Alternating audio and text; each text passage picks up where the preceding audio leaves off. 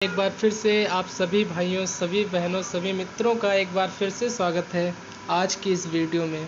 आज की इस वीडियो में हम जानने वाले हैं जीके के कुछ अत्यंत ही महत्वपूर्ण प्रश्नों के बारे में, जो आपकी आगामी प्रवेश परीक्षा हेतु बहुत ही ज़्यादा इम्पोर्टेंट होने वाले हैं। तो आइए समय को व्यर्थ किए बिना प्रश्नों को शुरू करते हैं। तो आज का हमारा पहला प्रश्न है, इंदिरा गांधी राष्ट्रीय मुक्त विश्वविद्यालय की स्थापना कब हुई? पहला प्रश्न है कि इंदिरा गांधी राष्ट्रीय मुक्त विश्वविद्यालय की स्थापना कब हुई? तो इसका सही उत्तर हो जाएगा 1985 ईस्वी में। 1985 ईस्वी में इंदिरा गांधी राष्ट्रीय मुक्त विश्वविद्यालय की स्थापना की गई थी। दूसरा प्रश्न है, इंदिरा गांधी राष्ट्रीय मुक्त विश्वविद्यालय का मुख्यालय कहाँ है? इंदिरा गांधी राष्ट्रीय मुक्त विश्वविद्यालय का अगर आपसे मुख्यालय पूछ ले प्रवेश परीक्षा में या किसी भी परीक्षा में, तो इसका सही उत्तर हो जाएगा नई दिल्ली। नई दिल्ली में इंदिरा गांधी राष्ट्रीय मुक्त विश्वविद्यालय का मुख्यालय है। तीसरा प्रश्न है, केंद्रीय अंग्रेजी एवं विदेशी भाषा संस्थान कहाँ है? भारत में केंद्रीय अंग्रेजी एवं विदेशी भाषा संस्थान कहाँ है?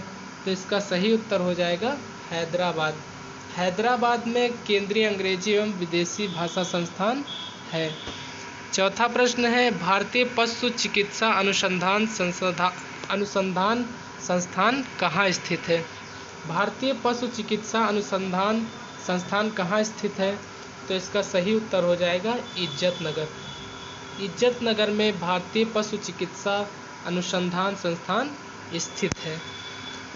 अगला प्रश्न है कि भारतीय खनन विद्यालय कहाँ स्थित है? तो इसका सही उत्तर हो जाएगा धनबाद। धनबाद में भारतीय खनन विद्यालय स्थित है। भारतीय खनन विद्यालय अगर पूछता है कहाँ स्थित है, तो इसका सही उत्तर हो जाएगा धनबाद। धनबाद में भारतीय खनन विद्यालय स्थित है। अगला और बहुत ही इम्पोर्टेंट प्रश्न है कि फोर्ट विलियम कॉलेज कहाँ है? ये बहुत ही ज़्यादा इम्पोर्टेंट प्रश्न है, सभी परीक्षाओं के लिए मोस्ट इम्पॉर्टेंट क्वेश्चन है कि फोर्ट विलियम कॉलेज कहाँ पर है, कहाँ स्थित है? तो इसका सही उत्तर हो जाएगा कोलकाता। कोलकाता में फोर्ट विलियम कॉलेज स्थित है, या फोर्ट विलियम कॉलेज कोलकाता में है। अगला प्रश्न, और ये भी बहुत ही महत्वपूर्ण प्रश्न है कि विश्व भारती विश्वविद्यालय की स्थापना किसने की थी? विश्व भारती विश्वविद्यालय की स्थापना किसने की थी? तो इसका सही उत्तर हो जाएगा गुरुदेव रवींद्रनाथ टैगोर जी ने। गुरुदेव रवींद्रनाथ टैगोर जी ने विश्व भारती विश्वविद्यालय की स्थापना की थी। अगला प्रश्न है, किसके नेतृत्व में भारत में तुर्कों का पहला आक्रमण हुआ था? किसके नेतृत्व में भारत में तुर्कों का पहला आक्रमण हुआ था? तो इसका सही उत्तर हो जाएगा महमूद गजनवी। महमूद गजनवी के नेतृत्व में भारत में पहली बार तुर्कों का आक्रमण हुआ था।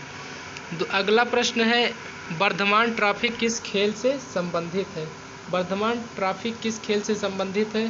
तो इसका सही उत्तर हो जाएगा भारोत्तोलन। भारोत्तोलन खेल से वर्धमान ट्रॉफी संबंधित है। अगला प्रश्न है, भारत के किस राज्य में पूर्व सीएम बीबी गुरंग का निधन हुआ था? भारत के किस राज्य में पूर्व सीएम थे बीबी गुरंग, उनका निधन हुआ था? तो इसका सही उत्तर हो जाएगा सिक्किम। सिक्किम में भारत के किस राज्य के अगर पूछ ले भारत के किस राज्य में पूर्व सीएम बीबी गुरंग का निधन हुआ था, तो इसका सही उत्तर हो जाएगा सिक्किम। सिक्किम में इनका निधन हुआ था। अगला प्रश्न है, सामान्य वयस्क व्यक्ति के हृदय का वजन लगभग कितना होता है? एक सामान्य वयस्क व्यक्ति के हृदय का वजन लगभग कितना होता है? तो इसका उत्तर हो जाएगा 300 ग्राम। एक वयस्क व्यक्ति के हृदय का वजन 300 ग्राम तक होता है। अगला प्रश्न है, किस शहर में भारतीय स्टेट बैंक का मुख्यालय है? महत्वपूर्ण प्रश्न है कि किस शहर में भारतीय स्टेट बैंक यानी कि एसबीआई का मुख्यालय कहाँ पर है? तो इसका सही उत्तर हो जाएगा मुंबई। अगर आपसे पूछ ले भारतीय स्टेट बैंक का मुख्यालय कहाँ पर है, तो इसका सही उत्तर हो जाएगा मुंबई। मुंबई में इसका मुख्यालय है एसबीआई का। अगला प्रश्न है, जर्मनी में एक सड़क का नाम किस भारतीय हॉकी खिलाड़ी के नाम पर रखा गया है? जर्मनी में एक सड़क का नाम एक भारतीय हॉकी खिलाड़ी के नाम पर रखा गया है, जिनका नाम है रूप सिंह। रूप सिंह के नाम पर जर्मनी में एक सड़क का नाम रखा गया है, जो भारत के एक हॉकी खिलाड़ी हैं।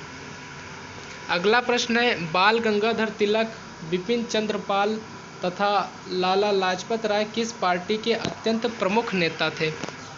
तो किस पार्टी के अत्यंत प्रमुख नेता थे? कांग्रेस पार्टी के। ये कांग्रेस पार्टी के अत्यंत ही प्रमुख नेता थे। कौन कौन? बाल गंगाधर तिलक, बिपिन चंद्र पाल और लाला लाजपत राय। ये कांग्रेस पार्टी के अत्यंत ही प्रमुख एवं महत्वपूर्ण नेता थे। नेहरू संग्रहालय का नाम बदलकर केंद्र सरकार ने क्या रखा है? प्रश्न पूछ ले कि नेहरू संग्रहालय का नाम बदलकर केंद्र सरकार ने अब क्या रख दिया है, तो इसका सही उत्तर हो जाएगा प्रधानमंत्री संग्रहालय। नेहरू संग्रहालय का नाम बदलकर केंद्र सरकार ने अब क्या कर दिया है? प्रधानमंत्री संग्रहालय। अगला प्रश्न है, संविधान किस अनुच्छेद के अंतर्गत राष्ट्रपति राष्ट्रीय आपात स्थिति घोषित कर सकता है? प्रिंटिंग मिस्टेक है थोड़ा सा, कि किस संविधान के किस अनुच्छेद के अंतर्गत राष्ट्रपति राष्ट्रीय आपात स्थिति की घोषणा कर सकता है? वह कौन सा अनुच्छेद है? तो वह अनुच्छेद है 352। अनुच्छेद 352 के अंतर्गत राष्ट्रपति राष्ट्रीय आपात की घोषणा कर सकता है। अगला प्रश्न है, यूनेस्को की विश्व विरासत के स्थलों की सूची में किस स्थल में शामिल किया गया है? यूनेस्को की जो विश्व विरासत सूची होती है उसमें किस स्थल को शामिल किया गया है? तो इसका सही उत्तर हो जाएगा Sundarban national park. Sundarban national park को यूनेस्को की विश्व विरासत स्थल की सूची में शामिल किया गया है।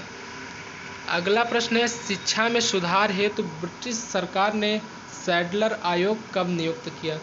शिक्षा को अधिक प्रभावी एवं महत्वपूर्ण बनाने के लिए या शिक्षा में सुधार करने के लिए ब्रिटिश सरकार ने, अंग्रेजी हुकूमत ने सैडलर आयोग कब नियुक्त किया था? तो इसका सही उत्तर हो जाएगा 1917 ईस्वी में शिक्षा में सुधार हेतु ब्रिटिश सरकार ने सैडलर आयोग का नियोजन किया था, नियुक्त किया था। सैडलर आयोग को कब किया था? 1917 ईस्वी में। अगला प्रश्न है, मुगल काल में किस भाषा को रेख्ता कहा जाता था? मुगल काल में किस भाषा को रेख्ता कहा गया है? तो इसका सही उत्तर हो जाएगा उर्दू। उर्दू भाषा को मुगल काल में रेख्ता कहा जाता था।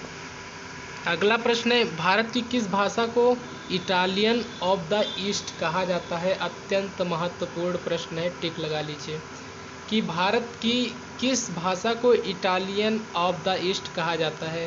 तो इसका सही उत्तर हो जाएगा तेलुगु भाषा को। तेलुगु भाषा को भारत की भाषा का इटालियन ऑफ द ईस्ट कहा जाता है तेलुगु को। ये अत्यंत ही महत्वपूर्ण प्रश्न है। देश के एकमात्र किस राज्य की राजभाषा अंग्रेजी है? ये भी महत्वपूर्ण प्रश्न है कि देश के एकमात्र किस राज्य की राजभाषा जो है वो अंग्रेजी है। तो इसका सही उत्तर हो जाएगा नागालैंड। नागालैंड की जो राजभाषा है, राजकीय भाषा है, वो अंग्रेजी है। अगला प्रश्न है, निम्नलिखित देशों में से किसमें तमिल एक प्रमुख भाषा है? चार उत्तर आपको देता है, ऑप्शन देता है, उसमें से आपको उत्तर सिलेक्ट करना होता है। तो मैंने यहाँ पे उत्तर लिख दिया है कि प्रश्न पूछता है कि निम्नलिखित देशों में से किसमें तमिल एक प्रमुख भाषा है? तो इसका सही उत्तर हो जाएगा सिंगापुर। सिंगापुर में तमिल एक प्रमुख भाषा है, या ये भी कह सकते हैं एक राष्ट्रीय भाषा के रूप में इसको दर्जा मिलने वाला है। या सिंगापुर की एक जो प्रमुख भाषा है वो कौन सी है? तमिल है। अगला प्रश्न है, अमीर खुसरो ने किसके विकास में अग्रणी भूमिका निभाई? अमीर खुसरो ने किसके विकास में अपनी अत्यंत महत्वपूर्ण भूमिका निभाई? तो इसका सही उत्तर हो जाएगा खड़ी बोली। खड़ी बोली के विकास में अमीर खुसरो ने अत्यंत ही अग्रणी भूमिका निभाई है।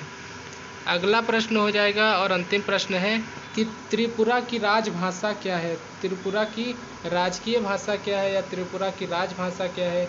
तो इसका सही उत्तर हो जाएगा बंगला।